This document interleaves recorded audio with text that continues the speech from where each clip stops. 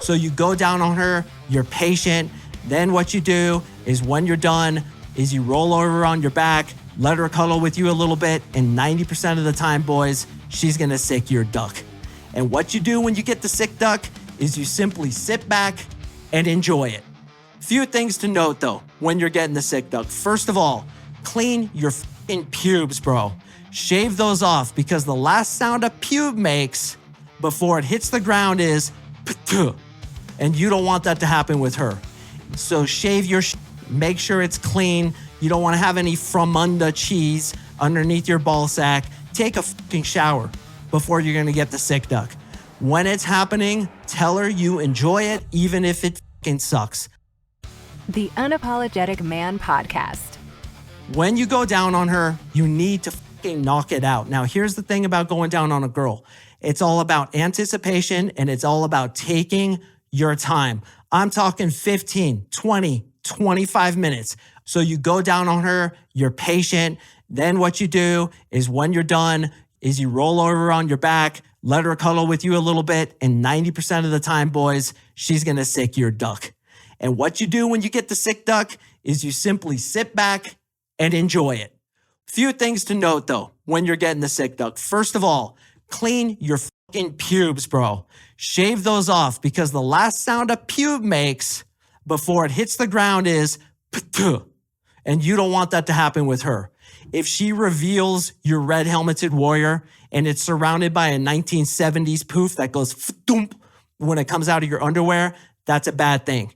Mostly what I suggest, what I've heard from all my hot girlfriends, is you should have a little bit of pubic hair, not too much, but not too little. If you shave it off, a lot of girls have told me you kind of look like a little boy. So a little bit, but keep it trimmed, boys. I'm talking like barely any, a couple millimeters or like a quarter of an inch, I guess. That's about the size I roll, about the same size as my penis, about a quarter of an inch. By the way, what looks taller? A sheep standing in 6 feet of grass or a sheep standing in a foot of grass? You know exactly what I mean by that one. So shave your make sure it's clean. You don't want to have any fromunda cheese underneath your ball sack. Take a fucking shower before you're going to get the sick duck. When it's happening, tell her you enjoy it even if it fucking sucks. I have had many bad blowjobs, which unfortunately have come many times from girls who had super hot faces. Like, you're like, oh my hell, dude, I can't wait for this girl with this like perfect face and sky blue eyes and just like hot ass blonde hair to sick my duck. And then she starts doing it and it's like you're masturbating with sandpaper, dude. You're like, ow. And that's okay to give her some pointers. But if you can, pretend at least that you enjoy it. Again, we want to reward that good behavior. We want her to feel good. We want her to not be embarrassed, which happens to many girls. How many of you guys have neglected to get a sick duck because the girl unfortunately was molested as a kid? She was forced to give a blowjob to some guy and now she won't do it to you? Those guys. If you're a guy who has forced a girl, particularly a very young girl, to sick your duck, please go kill yourself. That is absolutely shameful to do to women, and a lot of girls have issues around this. So you want to make her feel comfortable. You want to make her feel encouraged. And even if she's not very good with it, pretend like it is. One more note on receiving the sick duck. When you're going to come, let her know. Don't just blast it into her mouth. And once again, blast it so hard she starts doing backflips until she hits the ceiling. Tell her, hey, I'm about to come. Did you want to take it in your mouth or would you rather come on my stomach? Like, what do you want to do?